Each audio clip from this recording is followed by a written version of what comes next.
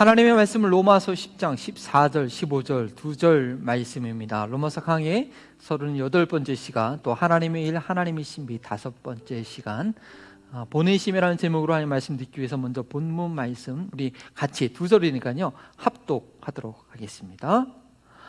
그런즉 그들이 믿지 아니하는 일을 어찌 부르리요? 듣지도 못한 일을 어찌 믿으리요? 전파하는 자가 없이 어찌 들으리요? 보내심을 받지 아니하였으면 어찌 전파하리요? 기록된 바 아름답도다 좋은 소식을 전하는 자들의 발이요 함과 같으니라. 아멘은 살아계신 하나님의 말씀입니다. 구슬이 서말이라도 꿰어야 보배라는 그런 속담 들어보셨죠? 이게 사전을 찾아보니까요, 이건 그렇게 정의되어 있더라고요. 아무리 훌륭하고 좋은 것이라도 다듬고 정리하여 쓸모있게 만들어 놓아야 값어치가 있다라는 것을 비유로 이르는 말이라고 합니다. 구슬이 서말이라도 꿰어야 부배다. 그렇죠? 하나하나가 아무리 가치가 있어도 그것의 목적에 맞게 모아 있지 않으면, 또 연결되어 있지 않으면 이 진정한 가치를 발휘하지 못하게 되는 것입니다. 저희가 로마서 8장 후반부 말씀을 배울 때 구원의 황금고리 5가지를 말씀드렸습니다. 하나님께서 이끌어 가시고 성취하시는 구원의 단계는 각 과정이 분리되지 않고 깨어지지 않고 하나님의 능력으로 연결되어 이루어지기 때문에 저희는 황금고리라고 했습니다. 그래서 저희가 더 구원의 확신을 또한 가질 수 있게 되는 것이죠. 어떤 단어이겠죠? 먼저 아신 자를 또한 정하시고, 또한 정하신 자를 또 부르시고, 또 부르신 자를 의롭게 하시고, 의롭게 하신 자를 영화롭게 하시는 그런 5단계의 연결이었습니다. 오늘 본문 말씀은 이러한 하나님의 구원을 인간편에서 실제적으로, 우리 인간적인 차원에서 실제적으로 성취하게 되는 그런 선교의 황금고리 5개가 있음을 발견하게 됩니다. 이것은 역으로 설명하고 있는데요, 다시 하나씩 슬라이드를 넘겨주시면요, 5번째는 주의 이름을 부르는 자가 구원을 받고요, 4번째는 그 믿는 자가 부를 수 있는 것이고, 3번째는 듣는 자가 믿을 수 있는 것이고, 2번째는 전해야 들을 수 있고, 첫 번째는 보내야 전할 수 있다는 것입니다. 저희가 주의 이름을 부르며 구원받게 된 것, 이것은 오늘 설교 제목처럼 보내심이라는 1단계가 있었기 때문이죠. 이것은 고리로 연결되어 있기 때문에 어느 한 단계라도 중단이 없어야 합니다. 주의 이름을 부르는 자가 구원을 받는다는 그런 약속은 처음에 보내심부터 시작해서 그 과정이 연결될 때 이루어지는 것입니다. 각 단계가 너무나 소중하지만 이 각 단계는 연결될 때의 가치를 발휘한다는 것입니다. 도미노 여러분 아시나요? 도미노 피자 말고요, 점심 식사 안 하신 분들은 배가 피자가 생각나실 텐데, 이 도미노라는 것은요, 이 물건을 일정 간격으로 두어서 한 개가 넘어지면 다른 것을 넘어뜨리고, 또 그 옆에 있는 다른 것을 넘어뜨려 가지고 연속적으로 넘어지는 현상이 일어나는 그 현상을 우리 도미노라고 얘기합니다. 이 도미노의 연속성이 얼마나 놀라운 것인지 제가 좀 길지만 영상으로 한번 이 놀라움을 경험하기 위해서 영상으로 좀 한번 보여드리겠습니다.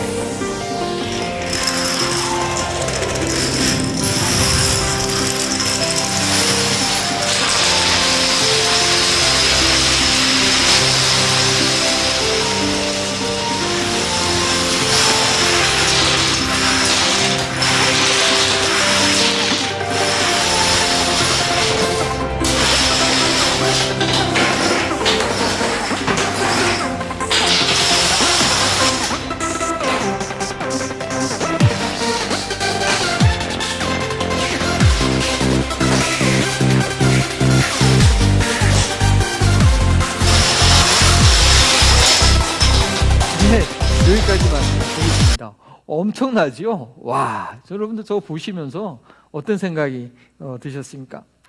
저렇게 많은 거 이렇게 세워놓다가 하나 넘어지면 저 처음부터 다시 했어요. 제가 영상을 반밖에 안 보여드린 거예요. 뒷부분이 더 긴데 너무 길어가지고 중간에 끊었는데요. 그리고 무엇보다도 저 도미노가 끝까지 성공하려면요, 어떻게 되냐면 앞에 있는 도미노가 넘어졌을 때 이 뒤에 있는 도미노가 영향을 받을 수 있는 그런 정확한 거리에 있어야 됩니다. 보시면 알겠죠. 어떤 것들은 이렇게 뭐 테이프가 굴러가기도 하고, 어떤 것들은 이렇게 뭐 조그맣게 날아가가지고 부딪히기도 하고, 대단한 것 같습니다. 저는요, 이 오늘 도미노 현상을 오늘 본문 말씀과 한번 연결해 보기 원합니다. 선교의 황금고리 5단계는 이 도미노 현상과 같다는 것이죠. 또한 온 인류 역사 가운데 행하시는 그 하나님의 신비한 일은 저 보신 영상처럼 거대한 도미노와 같다는 것입니다. 에덴 동산에서 타락하는 이후에 아담과 하와에게 주신 그 구원의 약속은 인류 역사 가운데 지금까지 멈춰지지 않고 순차적으로 계속해서 이루어지고 있는 것입니다.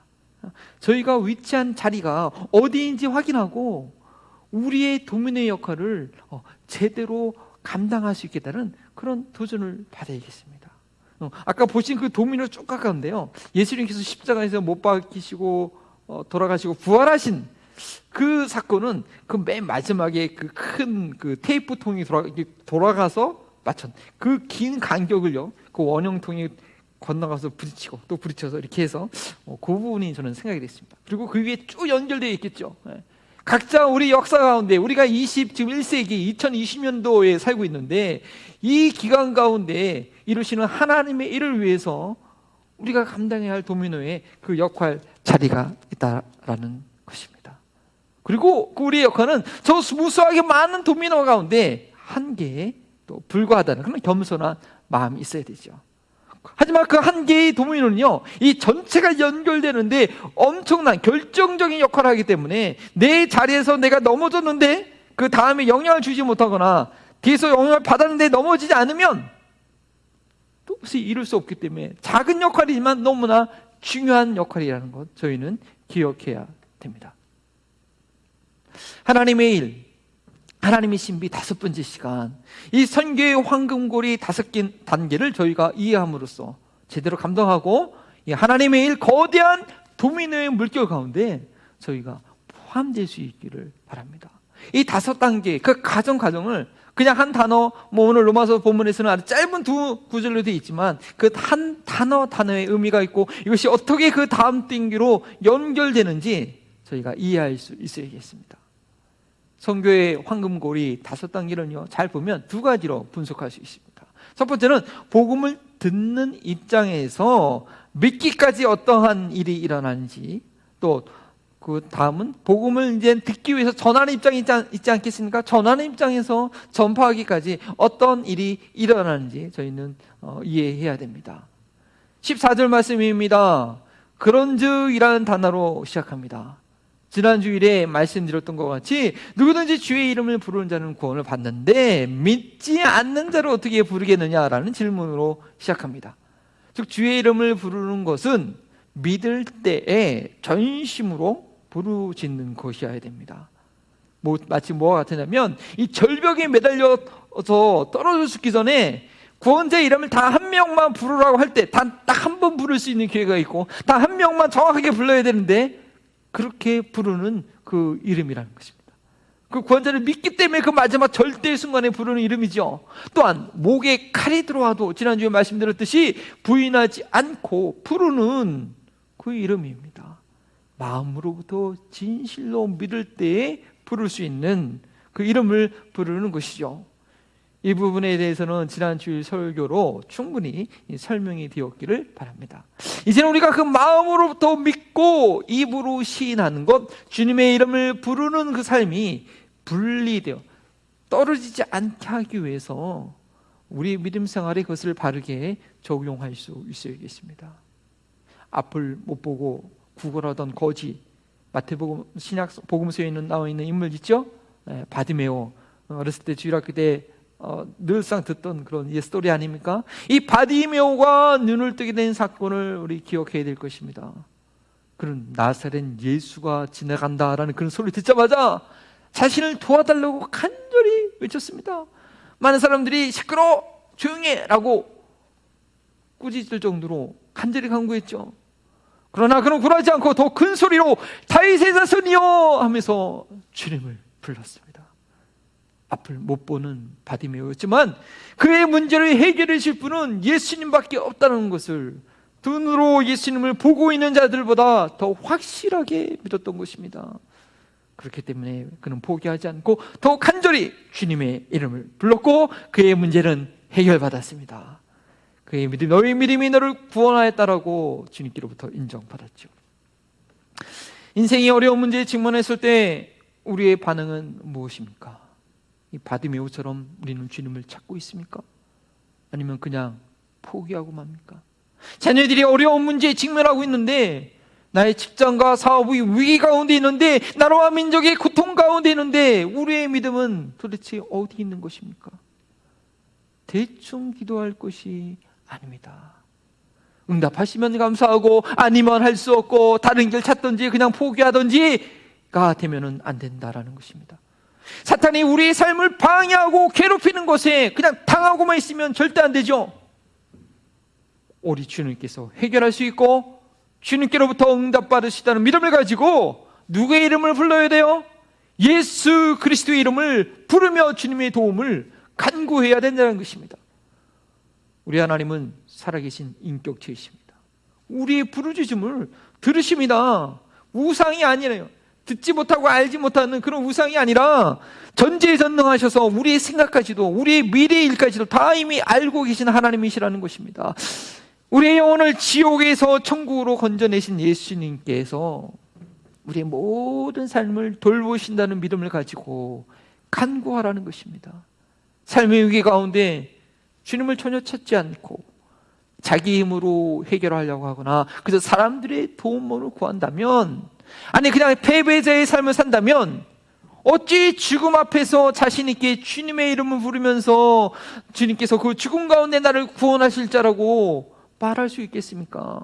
평상시에 어려움에도 도움을 구하지 않는데 그 죽음의 위기에서 어떻게 주님의 이름을, 그 목숨을 다하는 순간 끝까지 주님의 이름을 부르는 자가 될 수 있겠습니까? 저희는 날마다 주님의 이름을 부르면서 기적과 같은 주님의 도움을 얻는 것이 우리의 일상이 되어야 합니다. 남들이 왜 저렇게 야단이 하고 난리를 치며 핀자를 준다 해도 어제 나를 구원할 이름은 예수 그리스도밖에 없기 때문에 간절히 찾고 부르짖어야 하는 것입니다. 그럴 때 우리의 목숨이 다하는 날, 그 순간에도 주님의 이름을 자신 있게 부르게 되는 것입니다. 그러면 어떻게 이렇게 부르짖는 믿음을 우리가 얻을 수 있겠습니까? 주님만을 찾는 그 믿음을 얻을 수 있겠습니까? 그 어떤 위기와 어려운 가운데서도 죽음 앞에서도 주님의 이름을 부르짖는 믿음은 그 다음 단계, 듣지도 못한 일을 어찌 미루리요 라고 말하면서 우리한테 알려주고 있습니다. 성경은 그 연결되는 그 다음 단계가 있는데 그것은 바로 들어야 한다는 것입니다. 최소한 들어야 됩니다. 아니 궁극적으로 들어야 믿음이 생깁니다. 우리 삶 가운데 어떤 기적들, 병이 치유가 받고 문제가 해결되고 하는 그런 생생한 체험들, 때로는 꿈과 이상이 맞는 것들, 믿음을 갖게 하는 어떤 그런 자극은 될 수 있지만 그 자체가 우리에게 믿음을 주는 것은 결코 아니라는 거 여러분 확실히 알고 계셔야 됩니다. 그 내가 삶에 체험하는 것들, 그 내용이 무엇인지, 내 삶 가운데 일어난 기적들이 왜 일어났는지 우리가 어떻게 해석해야 되는지 모른다면 참된 믿음의 본질을 가릴 수가 없는 것입니다. 믿음을 갖게 되는 수많은 과정과 경험이 있었다 할지라도 결국에는 우리의 영혼을 구원하게 하는 믿음은 예수 그리스도가 누구신지 그분에 대한 확신을 갖게 되는 것이어야 되는데 그분에 대한 말씀을 들어야 됩니다. 그것이 다음 주에 더 말씀드릴 그 17절의 말씀이죠. 믿음은 들음에서 나오고 들음은 그리스도의 말씀으로 말미암느니라. 또한 사도 베드로도 동일하게 우리에게 말씀하고 있습니다. 너희가 거듭난 것은 썩어질 씨로 된 것이 아니요 썩지 아니할 씨로 된 것이니 살아있고 항상 있는 하나님의 말씀으로 되었느니라. 저희 믿음은 반드시 말씀에 근거해야 합니다. 말씀을 듣고 깨닫는 그 말씀으로 인해서 믿음이 생기는 것입니다. 때로는 사람의 설득력 있는 어떤 그런 언변, 탁월한 커뮤니케이션 능력이나 어떤 도구들이, 미디어들이 그 말씀 도움이 되겠지만 그것 때문에 믿음이 생기는 것이 아니라는 거죠. 그것을 통해서 하나님의 말씀이 전달되었기 때문에 믿음이 생기는 것입니다. 하나님의 말씀은 사람들이 만들어낸 그런 사상체계가 아닙니다. 그것은 온 천하 만물을 창조하신 바로 생명입니다. 그래서 믿음은 그 말씀을 경험할 때 그 영혼의 생명이 싹 트는 것이 바로 말씀과 믿음과 생명의 관계입니다. 그렇기 때문에 사도 바울은 고린도전서 2장 4절과 5절 말씀에 복음을 전할 때 설득력 있는 지혜의 말에 의지하지 않고 다만 성령의 나타나심과 그 능력을 의지한다고 말씀했습니다. 왜냐하면요, 그래야 말씀은 듣는 이의 믿음이 사람의 지혜에 있지 않고 하나님의 능력에 있게 되기 때문입니다. 저희가 가지는 믿음은 반드시 살아있는 하나님의 말씀에 근거해야 할 것입니다. 말씀에 근거한 믿음이 아니니까 확신 있게 능력 있게 주님의 이름을 부르지 못하는 것입니다. 믿음이 자신의 경험과 이성의 이해력에 의지하고 있으니까 어려움이 생기면 세상적인 방법을 찾는 것입니다. 자신을 의지하며 환경의 눈치를 보는 것입니다. 죽음과 같은 위기 앞에서 주님의 이름을 온전히 부를 수 있는 믿음은 우리 생명 대신 그 말씀을 통해서만 얻을 수 있습니다. 그 말씀을 통해서 내 안에 생명이 있을 때 가능합니다. 따라서 여러분들은, 우리들은 말씀을 직접 보셔야 됩니다. 읽으셔야 됩니다. 묵상하셔야 됩니다. 설교와 성경 공부는 말씀을 읽도록 스스로 묵상하도록 돕는 것에 불과합니다. 설교와 성경 공부만 의지하는 건 그래서 말씀의 해석과 적용만을 듣는 것입니다. 생명된 이 원문의 말씀을 마음에 담아두지 않으면 이거는 생명의 씨앗이 심겨지지 않는 것입니다.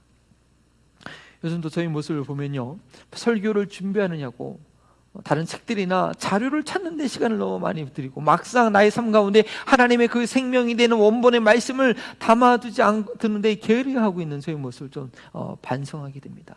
그러면 어떻게 돼요? 설교가 생명을 전달하는 것이 아니라 이 사람의 논리 싸움하는 것밖에 되지 않는 것이죠.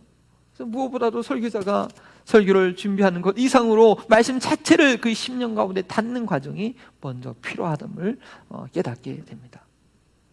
선교의 황금고리 5단계에서 복음을 받아들이는 입장에서는 이렇게 하나님의 말씀을 듣는 것, 하나님의 말씀을 들음으로 믿는 것, 그리고 그 믿음을 때에 주의 이름을 부르는 것까지 세 가지 단계가 연결됩니다. 이러한 영적인 도미노 현상이 일어나게 되는 것입니다. 나의 삶 가운데 이 연결고리 중에서 끊어진 부분이 있거나 아니면 지금 끊어질 듯한 연약한 부분이 없는지 우리는 점검해야 될 것입니다.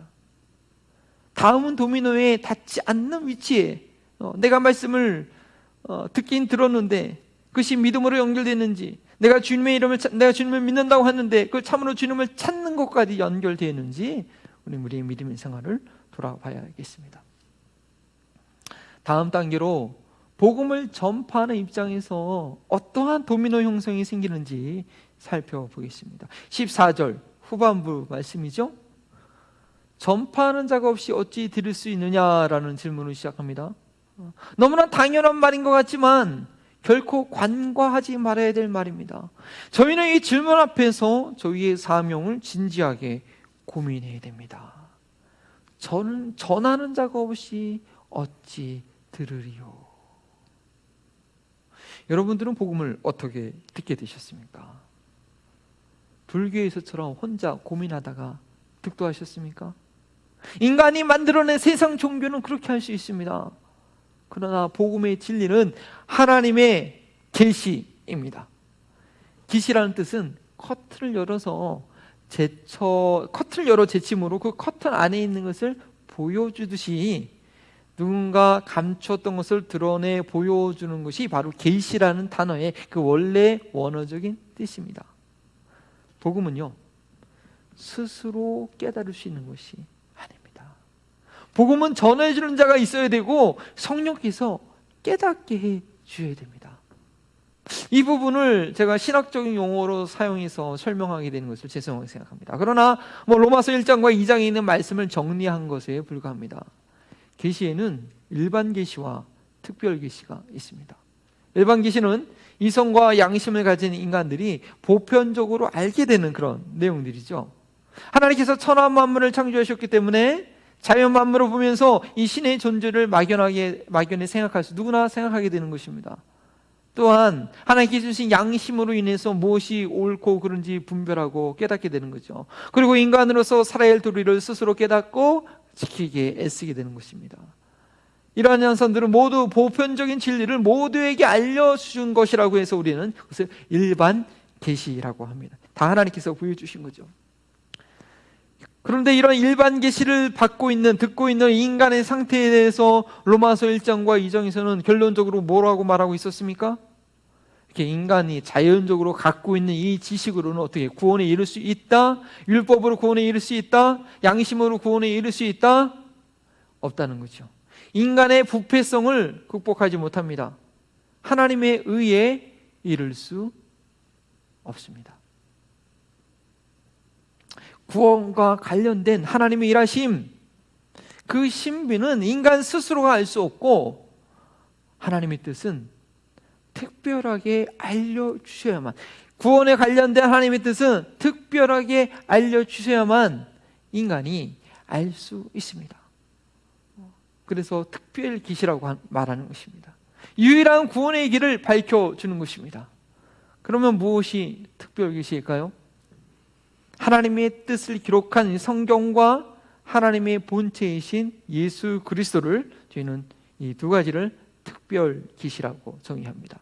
성경 66권으로 구원과 관련된 하나님의 계획이 완전히 그 가운데 드러났습니다. 조금 전에 율법으로도 구원받지 못한다고 했는데 이것이 율법은 하나님의 특별 계시죠. 하지만 그들이 그 율법은 믿음으로 받아들이지 못했기 때문에 그 율법 시대에도 그것을 믿음으로 하나님께 응답한 믿음의 사람들은 다윗처럼 구원받지 않았습니까? 그들이 자기 의로 인해서 하나님께 특별 계시를 주셨음에도 불구하고 특별 계시를 받았음에도 불구하고 구원받지 못한 그런 어리석은 일이 있기는 하지만요. 하지만 이 성경 66권, 율법을 비롯한 성경 66권에는 하나님의 구원의 계획이 완전히 드러났습니다. 예수 그리스도를 보는 것은 하나님을 보는 것 같다고 동일하게 얘기했습니다. 빌립이 하나님을 보여달라고 할 때 예수님께서 아직도 알지 못하냐? 나를 본 것이 곧 아버지를 본 자이다. 예수님은 하나님이 누구신지, 구원이 무엇인지 완전히 보여주는 하나님의 특별 계시입니다.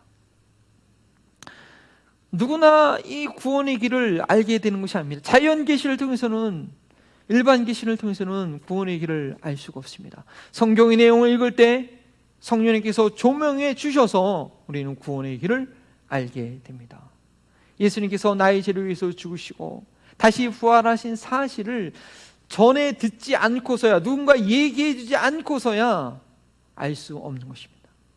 물론 복음이 너무나 전해지기 어려운 이 무슬림 사회에서는요, 예수님께서 환상 중에 나타나시는 경우도 있지만 그들도 결국에는 그 환상 중에 본 사람이 누구인가, 성경을 읽으라, 인지를 읽으라, 이렇게 환상 가운데 말씀해서 그 성경을 읽음을 통해서, 아니면 그 옆에 있는 그리스도인들의 그 설명을 통해서 내가 환상으로 봤던 그분이 구원자라는 것을 나중에 알게 되는 거죠. 사도 바울도 그러지 않았습니까? 다마스의 도성에서 예수님을 만났지만 예수님의 제자 아나니아를 통해서 그가 해야 할 일들을 제대로 깨닫고 눈이 띄어지고 사명을 감당하고 그가 만났던 예수님을 바로 믿게 됩니다. 복음은요, 절대 스스로 알 수 있는 것이 아니라 아주 단순한 내용이라도 반드시 누군가 전해주어야 알 수 있는 것입니다. 전해주지 않고서는 절대 알 수 없는 그런 비밀이라는 것이죠. 그래서 고린도전서 1장 21절에는 전도에 미련한 것으로 믿는 자들을 구원하기를 기뻐하셨다고 했습니다. 십자가의 비밀은 반드시 전파되어야 됩니다. 직접 전해줄 상황이 안 된다면 그 내용을 알 수 있는 문서라도, 글이라도, 바로 성경이라도 전달되어야 됩니다. 한국에 처음으로 개신교가 전해질 때에 선교사보다는 성경책을 통해서 먼저 복음이 증거되었습니다. 외국 문물을 거부하고 통상을 철저하게 막는 그런 세국 정책으로 인해서 우리 선교사님들이 이 조선 땅에 들어오기가 어려웠죠.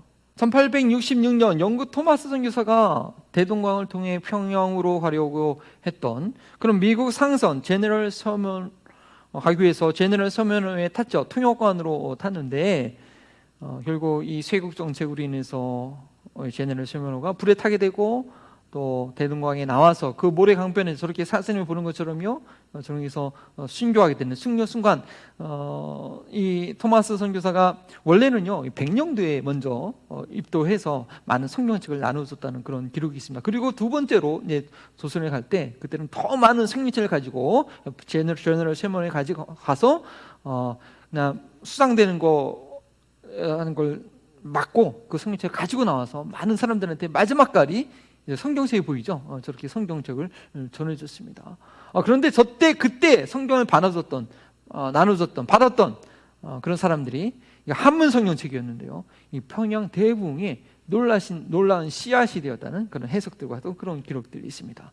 그보다 이 34년 전 앞에는요, 이분이 아마 귀출라프 독일 루터교 선교사 출신 선교사인데요, 한국 최초의 선교사로 기록이 나와 있습니다. 바로 1832년에 이분이 중국에서 웨이하이에서 이렇게 배를 타고 쭉 가다 그 아산 어디냐면 그 현재 충남 보령시에 속한 이 고대도라는 기념비가 있는데, 이곳에 도착해서 많은 사람들에게 성경을 나눠주고 또 그 당시 조선의 임금 순주에게까지 한문 성경을 전달했다는 그런 기록이 있습니다.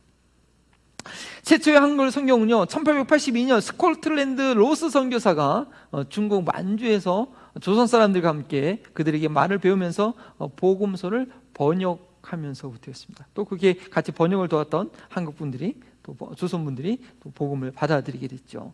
또한 조선과 이 미국이 무역 조약을 한 이후로 1884년에 알렌 의료 선교사가 처음으로 이제 조선 땅의 한양에 중심부에 이제 공식적으로 허가를 받고 이제 들어와서 시작을 합니다. 의료 선교사로 시작하고 그 이후로 많은 우리 선교사님들이 조선 땅에 정착하여 복음을 전하게 됩니다. 그 이후로 이 수백 명의 젊은이들이 이 조선으로 들어와서 보이는 저 사진, 양화진에 있는 사진이죠. 저기에 자기의 뼈를 묻을 때까지 많은 선교 사역을 감당했습니다.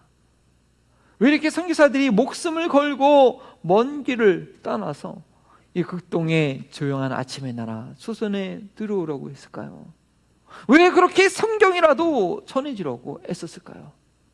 구원의 진리, 이 복음은 전해 주어야 들어서 믿을 수 있기 때문입니다. 이 바로 선교의 황금고리 이 원리 때문에 그렇습니다.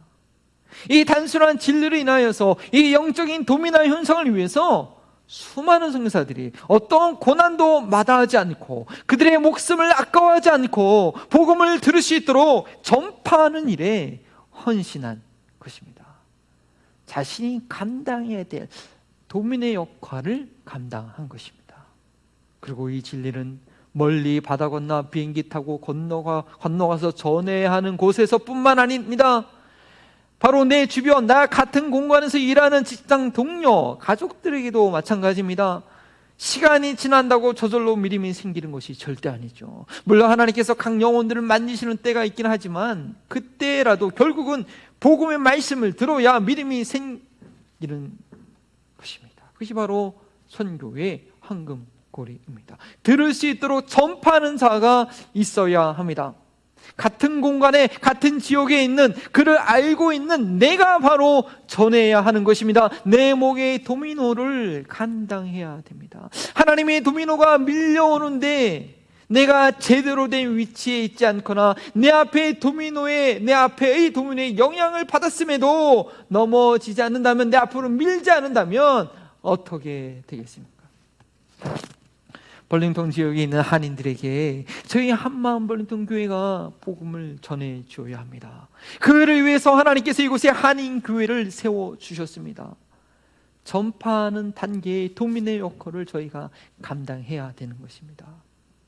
어떻게 우리가 저들을 찾아서 복음을 전파할 것인가가 저희 교회의 최우선의 기도 제목과 고민이 되어야 합니다. 왜냐하면 그 일을 하나님께서 고민하고 계시고 그 전파하는 일을 저에게 맡기셨기 때문입니다. 저희가 그 부담감을 가지고 있어야 합니다. 그리고 그 부담감이 바로 다음 단계의 도미노를 이해하는 것이 됩니다. 15절 후반절 전반절 말씀이죠. 보내심을 받지 아니하였으면 어찌 전파하리요. 바로 전파하기 위해 보냄을 받았다는 부담감, 그 사명감이 있어야 되겠습니다. 우리는 왜 여기 있는가? 누가 우리를 이곳에 보냈는가? 그 보낸 자의 뜻은 무엇인가? 바로 전파하기 위해서 보냈다는 그 사명감이 있어야 되는 것입니다. 저희가 살고 있는 곳 가까운데, 우리가 살고 있는 가까운 곳, 어딜 가든지 가까운 곳에 911 소방서가 있는 것을 여러분 볼 수 있을 것입니다. 그 소방서가 왜 있습니까? 이머전시가 생겼을 때 신속하게 반응하고 도움을 주기 위해서이죠. 전화기에 911 세 숫자만 간단하게 누르면 바로 연결이 돼서 미국 전역에 있는 그 911을 신고했을 때 그 도착하는 평균 속도가 10분이라고 하대요. 10분 안에 도착하여 도움을 주기 위해서입니다. 저도 예전에 한번 경험했는데, 우리 어렸을 때 둘째가 낮에 놀다가 좀 다쳤는데 밤에 잠을 못 자고 계속 우는 거야. 그래서 이거 어떻게 되나 병원을 가야 될 텐데 어떡할지 몰라서 그냥 일단 911을 눌러봤어요. 근데 괜히 눌렀나? 그래서 바로 껐거든요.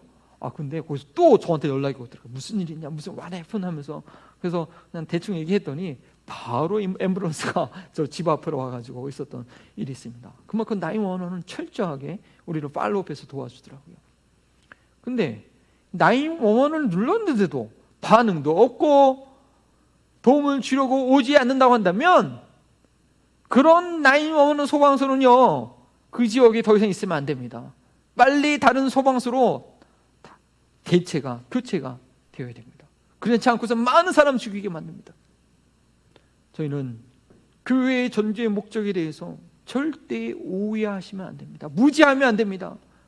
교회는 믿는 자들을 위해서 있는 것이 아니라 믿지 않는 자들을 위해서 있다는 것, 여러분 알고 계십니까?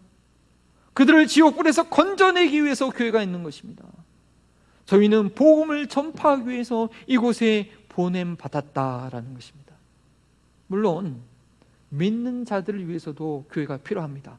왜 필요할까요?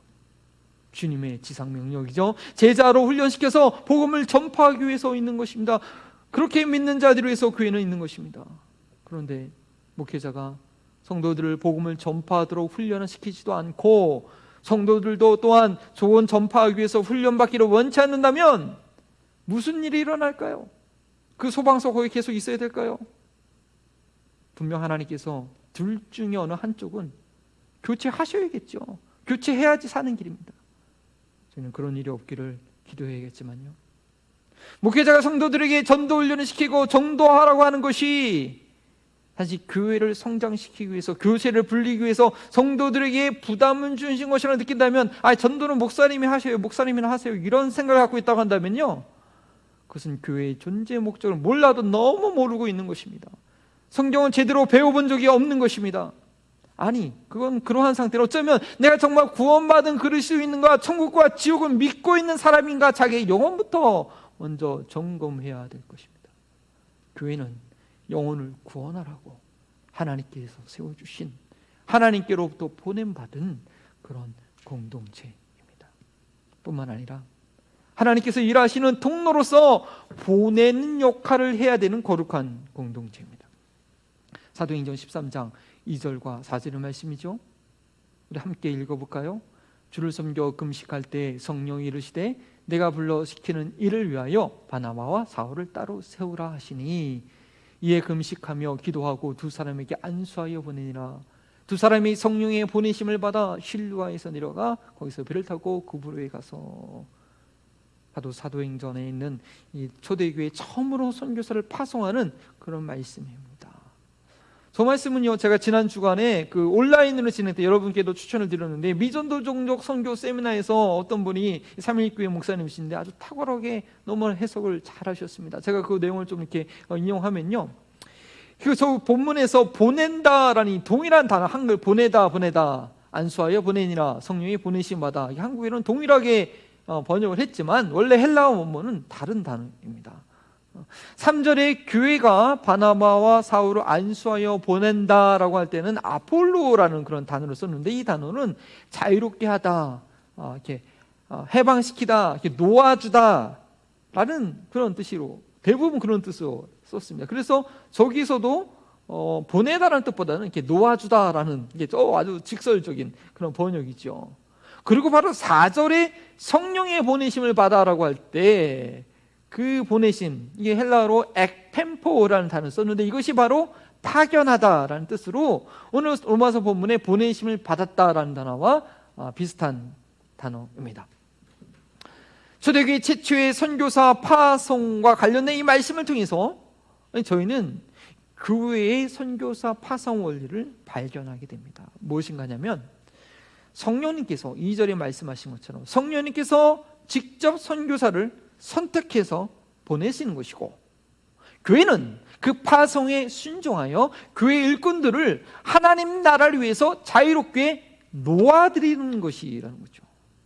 성령님께서 바나바와 사울을 따로 세우라고 하셨을 때 안디옥 교회가 얼마나 긴장했을까요? 왜냐, 바나바와 이 바울이라는 사울은 안디옥 교회가 세워지는 아주 결정적인 역할을, 그리스도인이라는 이름을 얻도록 교회가 교회되게 아주 너무나 중요한 역할을 했던 일꾼입니다. 근데 만일 그들이 없다고 한다면 과연 교회가 앞으로 계속 제대로 설 수 있을까라고 걱정이 되는 거죠. 그러나 안디옥 교회는 이런 성령님의 음성에 순종하여 바나바와 바울이라고 하는 사울을 아폴루오 놓아 드렸고, 교회가 그를 묶지 않고 놓아 드렸고, 그들이 성령님께서 ekpempo 보내시는 파송하는 이 선교의 사역을 할 수 있도록 물신양면으로 이 안디옥 교회가 지원했다라는 것입니다. 이것이 바로 하나님께서 보내시는 일에 도미노를 일으키실 때 교회가 감당해야 되는 보냄의 역할입니다. 따라서 교회가 선교사를 좌지우지하는 것이 아니라 하나님의 보내심에 ekpempo에 자유롭게 놓아드리고 그들을 지원하는 것입니다. 우리 한마음버린 동교회는 이미 그런 일을 감당하신 줄 압니다. 이 교회의 기초를 놓았던 우리 김미호 목사님을 한국으로 보내셔야 한다고 할 때 여러분들 마음이 얼마나 서운하셨습니까? 굳이 한국에서 사명이 있다고 하니 아쉬운 마음을 뒤로하고 보내드리는 그런 순종을 하신 줄 압니다. 그리고 어떤 열매가 맺혔습니까? 그 순종으로 인해서 한국 인천에 감사가 자라나는 놀라운 교회가 2년 안에 굳건하게 세워졌습니다. 이것이 바로 보내심을 감당하는 역할인 것입니다. 제가 토요일 새벽에 말씀드렸듯이 아마 웨이크 포레스트 교회의 소식을 들었을 텐데 아마 교회로서는 상당히 지금 당황스러운 상황일 것입니다. 하지만 성령님의 보내심에 교회가 순종할 때 계속해서 쓰임받는 교회로 세울 줄 믿습니다. 우리가 선교지로 가신 우리 김지성 목사님과 웨이크 포레스트 교회를 위해서 계속해서 기도하기 원합니다. 최종적인 보내심은 성령 하나님께서 하시는 것입니다. 그 말씀하심에 누가 불순종할 수 있겠습니까? 누가 감히 거역할 수 있겠습니까? 그러나 그 보내심의 통로의 역할을 교회가 순종으로 감당해야 됩니다.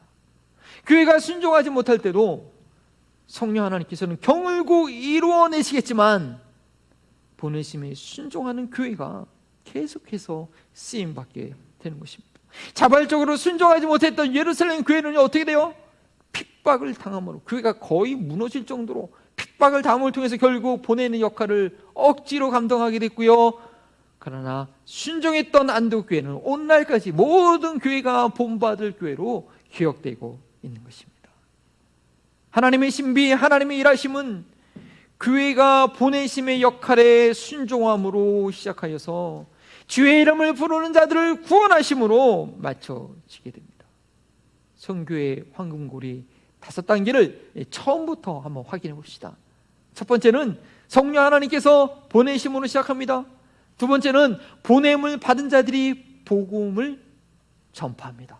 구원의 진리는 스스로 깨닫지 못하기 때문에 반드시 전해주어야 되는 것입니다. 세 번째는 전파된 복음을 듣는 것입니다. 네 번째는 그 들은 말씀을 통해서 바로 비로소 믿음이 생깁니다. 믿음은 오직 하나님의 말씀에 근거해야 됩니다.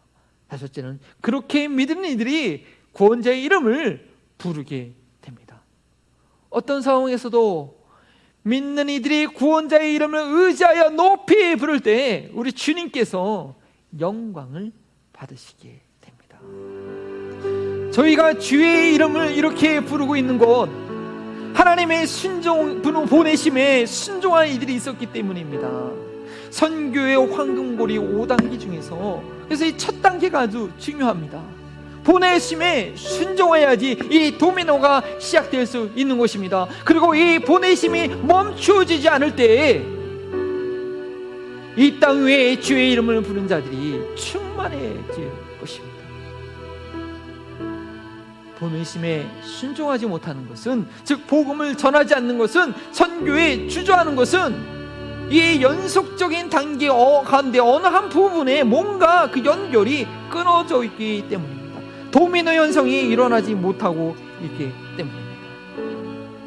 지금도 이웃에게로 온 열방으로 보내시는 주님의 보내심 앞에 나의 믿음이, 나의 교회가 어느 상태에 있는지 저희가 바로 점검할 수 있게 되길 바랍니다. 주님께서 보내실 때 나가겠다는, 순종하겠다는 그런 믿음의 고백으로 주님 나를 받으소서 찬양 드리십니다. 내가 여기 있사오니 나를 보내소서. 나의 몸 주께 드리오니 주 받으옵소서.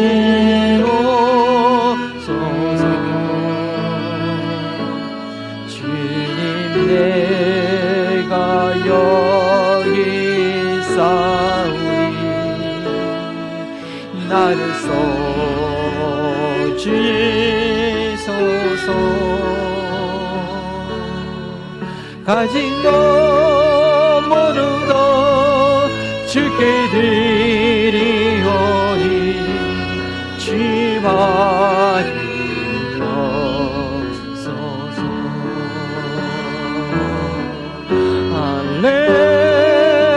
할렐루야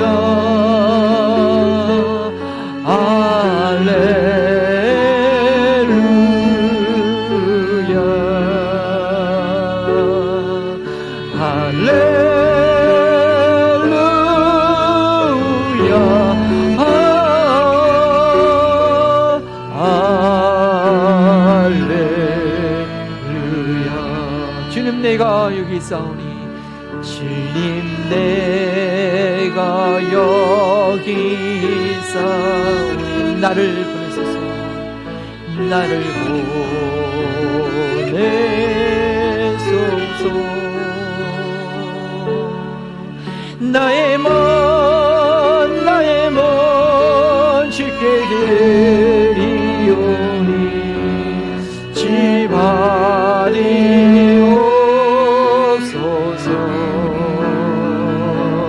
주님 내가 여기 있사오니 나를 써주소서. 가진 것 모르던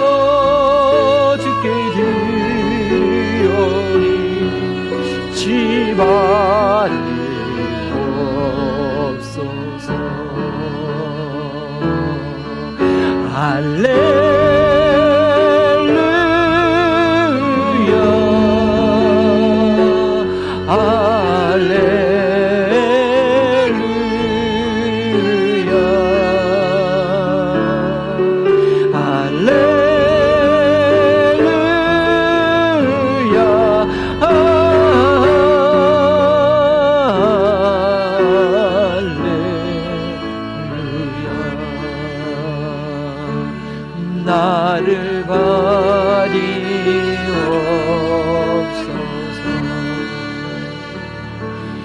나를 버리옵소서.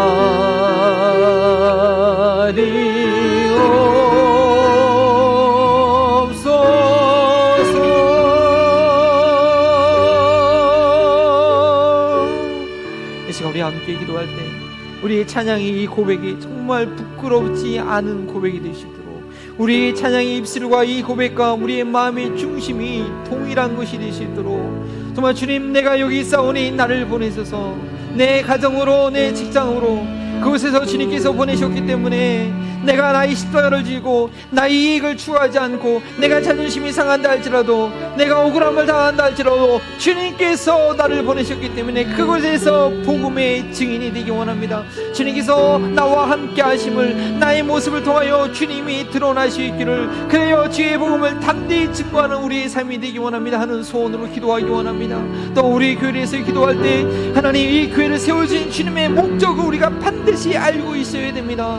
우리의 이기적인 마음을 내려놓고 하나님께서 이 교회를 통해서 행하실 그 일을 쓰시고자 하실 때 주님 쓰시옵소서. 주님의 뜻대로 쓰시옵소서. 우리 교회가 더욱더 주님의 뜻을 분별하고 확신할 수 있는 그런 교회가 되게 해달라고, 나의 영혼과 내가 섬기고 있는 이 교회를 위하여 하나님 앞에 쓰임받는 안디옥 교회 같은 교회가 되게 해달라고 주의 이름 부르시고 함께 기도합니다. 주여, 아버지 하나님 감사합니다. 하나님께서 나를 지정하여 부르셨습니다. 하나님께서 나를 이곳에 보내셨습니다. 하나님께서 나를 우리 자녀들에게도 나의 배우기 자에게로, 나의 직장으로, 나의 사업으로, 이 지역으로 나를 보내셨습니다. 하나님께서 보내신 줄 알고 십자가를 지고 우리에게 삶을 감당하게 하옵소서. 주의 이름을 증거하게 하시고 주의 이름을 증거하기에 부끄럽지 않는 우리의 삶이 되시도록 성령이여 우리의 연약한 삶을 도와주시옵소서. 그런 부르심이 있는 성도들을 한심령하신 이곳에 세우시옵사오니 하나님의 교회가 참으로 주님의 뜻에 이루는 교회가 되기 원합니다. 아버지 땅 끝까지 이루어 복음을 증거하는 교회가 되기 원합니다. 하나님 미성도 종자를 이방하는 교회가 되기 원합니다. 우리 박림동교회 성도 한 가정이 하나님 미성도 종교 이방할 수 있는 영역과 재력과 권능을 주님 허락하여 주시옵소서. 저에게 향한 주님의 뜻을 옳게 분별하는 자들 되게 하시고, 주님 말씀하실 때 그것이 주의 음성이 있는 자 알고 금식하며 기도하며 나아갈 때 주님께 담대히 내어드리는 하나님의 그 보내심에 막아서는 것이 아니라 담대히 자유케 하는 저희 교회가 되시도록 주님 인도하시고 주님 이끌어 주시옵소서. 주님 붙들어 주시옵소서. 아버지 하나님, 주님의 오늘의 이 말씀 앞에 참으로 저희는 부끄러운 자라고 고백할 수밖에 없음을 다시 한번 주님께 내려놓습니다. 하나님께서 나를 우리 자녀들에게로, 우리 배우기자에게로, 나의 직장으로, 사업터로, 하나님 내가 있는 그 지역세로 나를 부르셨음을 믿게 하시고, 부족한 모습이나 연약한 모습이나 하나님께서 내 뒤서 나를 부르셨기에 주님을 의지하여 온전한 그리스도의 모습을 가릴 수 있도록 주님 인도하여 주시옵소서. 우리 그러한 그리스도인들이 모인 이 교회 공동체, 아직 복음을 알지 못하는 영혼들에게 복음을 반드시 증거해야 되는 줄 압니다. 그 일을 위해서 우리 교회를 세우셨으면 합니다. 하나님, 복음을 전할 수 있도록 훈련하는 교회 되게 하여 주시고, 복음을 전하도록 훈련받는 그런 교회가 되시도록 도와주시옵소서. 성령님께서 안디옥 교회에게 말씀하셨을 때 금식하며 분별하여 순종했던 것처럼 주님께서 우리에게 놀라운 특권을 주실 때 그 음성을 분별하고 과감하게 내려놓는 저희 교회가 되게 하여 주시옵소서. 그런 믿음을 가지고 하나님께 맡겨주신 건 주님의 것인 줄 알고 10의 1을 주 앞에 올려드립니다. 감사함을 올려드립니다. 구제하교에서 드립니다. 주님께서 받으시옵시고 주님께서 온전히 사용하여 주시옵소서. 우리 또 성도들의 그렇게 드리는 성도들이 가정마다 지키시고 보호하신 줄 믿습니다. 또 여러 가지 사정으로 주 앞에 드리지 못하지만 하나님, 내 마음이 하나님께 있음을 간절히 고백하는 영혼들이 있습니까? 저 가정과 하나님께서 긍휼을 베풀어 주시옵소서. 감사하며 예수 그리스도 이름으로 기도합니다. 하늘과 땅의 모든 권세를 가지고 계신 예수 그리스도의 은혜와 한 영혼이라도 멸망치 않고 구원받기를 기다리시는 하나님의 사랑과 우리로 하여금 보내시고 전파하게 하시고 듣고 믿어 주의 이름을 부르시게 하시는 성령님의 교통하심이 보내심에 순종함으로 자신의 믿음을 돌아보기 원하는 우리 사랑하는 한마음버린 동교회 모든 가족들과 이 지역사회와 코로나 바이러스 가운데 주의 이름을 부르며 간절히 도움을 구하는 모든 영혼들에게 지금부터 영원토록 함께 하시기를 축원하옵나이다.